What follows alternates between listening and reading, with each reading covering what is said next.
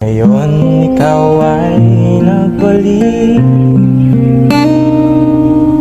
at tulad ko rin ng iyong pananabik, makita ang dating kanlungan,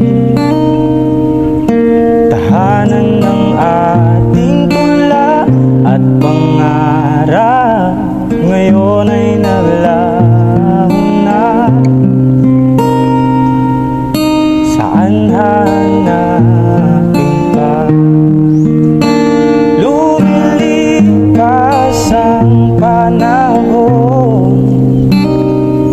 kabiyak ng ating gunita.